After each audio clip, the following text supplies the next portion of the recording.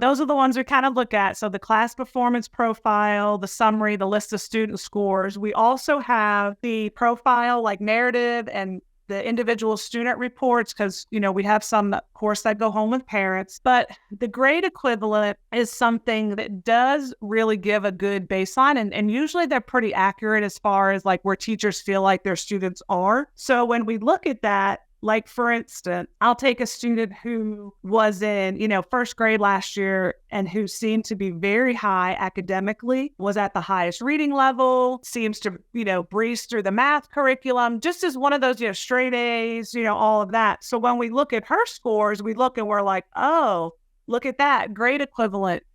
First grade, 2.5. Okay. So teacher's like, that makes sense. She's in second grade, fifth. I understand that because she's like breezing through our curriculum.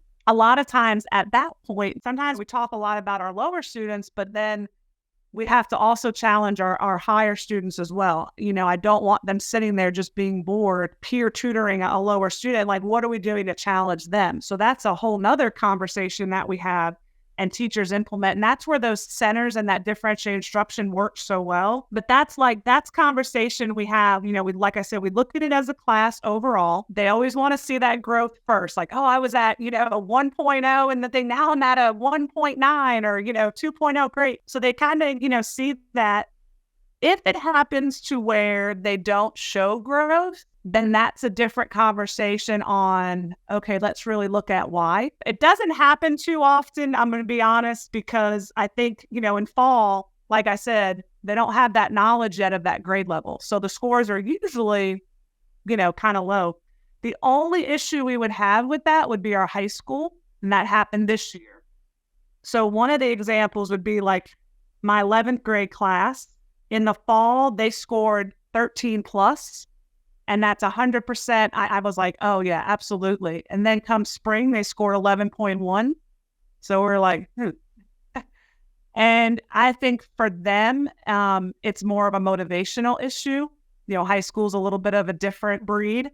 And so theirs is more of a motivational issue. So again, it's all these conversations come out of this data. Okay, what can we do? Because we can't just let the kids, the 11th grade students, we know, we can see how they've been the whole time.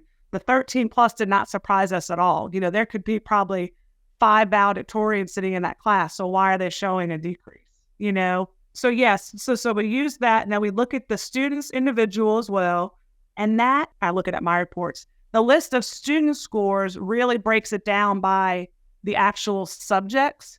So then teachers can then have a conversation of, okay, so language, yep, that one was a little lower, but look at their vocabulary, or vice versa, or math. Oh, computation, that makes sense. So like I said, now they're getting more comfortable. And so using these reports don't seem to be so overwhelming, and they're able to really pull out the information that they feel like they can use to help their students, fall for the rest of the year, and then for spring to go ahead and share with the teacher for the following year. We have seen a lot of growth, and I was actually very excited that the fall and spring testing was available. Like I said, I'm a big advocate of, kind of like that pre and post test. I think that's a great way to measure. So, being able to see the growth year to year, and being here and having students, testing in kindergarten, and if, they stay with us, to be able to kind of just see their growth over, because what we've noticed is if maybe they struggled a little bit in K and 1, but then all of a sudden we look at their 4th grade and they're like, just doing tremendous.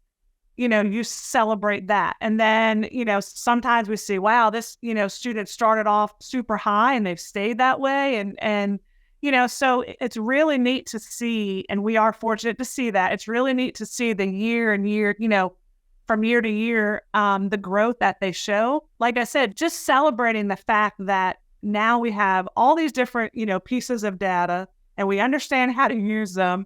And it seems like it's more valid, and it shows the teachers, the validity behind it, and that it's actually being used to impact instruction and, teacher strategies and, student motivation. So I just think that is something, we've come a long way And I know we have a long way to go, but I think, we've really come a long way. So I think, my aha moment was just really sitting down and saying, okay, I have to get them to buy in and help have them understand, really how to use these and what the purpose is, but also understand that this is just, one piece of the puzzle.